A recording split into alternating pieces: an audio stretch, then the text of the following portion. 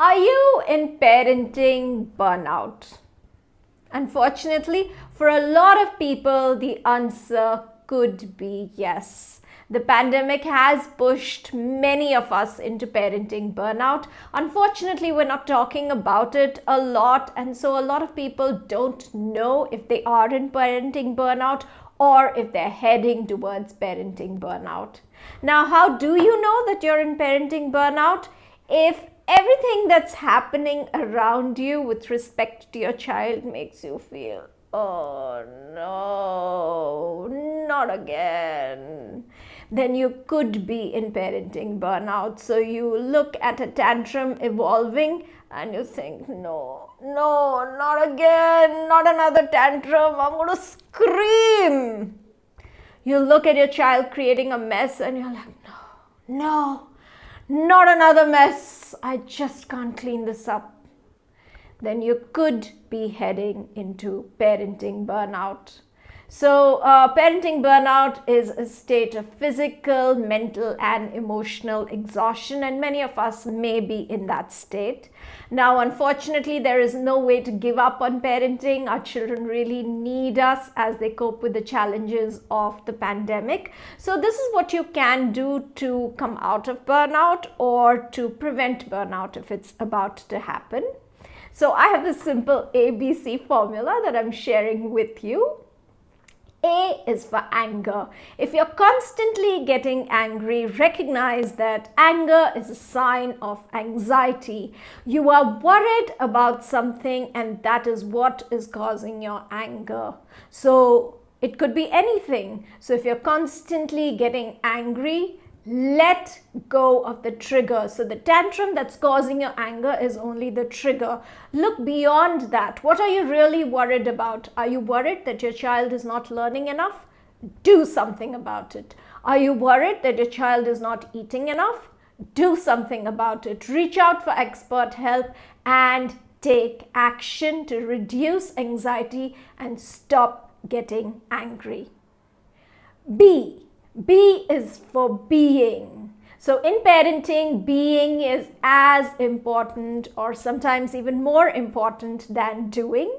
Unfortunately, over the years, parenting has become more and more about doing more and more for our children. But that has resulted in children feeling alone and helpless. I'll explain how. So all of us almost have a long to-do list for the day. We're constantly going from task to task and doing one thing after the other. Now, if we want to keep doing things, we have to put a lid on our emotions. Otherwise, we will never be able to get all that we need to do done. So unfortunately, what happens when we put a lid on our emotions is that our children cannot feel us because our emotions are what they really feel. So they feel disconnected from us. They begin to feel frightened and alone. They need an emotional reaction from us, any emotion. And so they provoke us and create the emotion of anger. They elicit anger from us in order to feel some emotion. Now, this is counterproductive for all of us.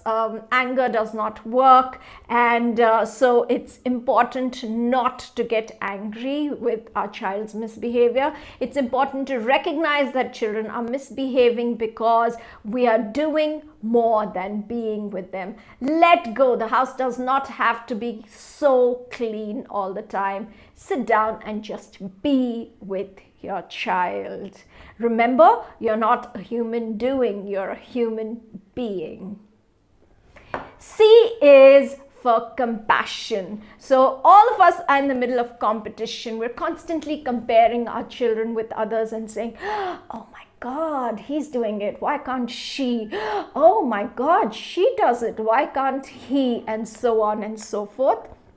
This leads to a lot of criticism. So we're constantly looking at our children critically and we're criticizing them. This leads to their self-esteem falling and them deciding that we cannot do it and so we should not even try. So let go of competition. Instead, bring in compassion. So understand that at every stage, every child has a different challenge. And if we are compassionate, we recognize the challenge, we may be able to offer a solution. Criticizing and comparing are not going to get us anywhere. They will definitely not help the child overcome the challenge. They will just reduce our children's self-esteem. So this is the ABC formula to overcome parenting burnout. Do try it, and if you need extra help, do reach out for help. My book, 15 Tips for Work from Home Parents, published by Juggernaut Books, may also be a very useful resource for you in this. Do read it. Thank you.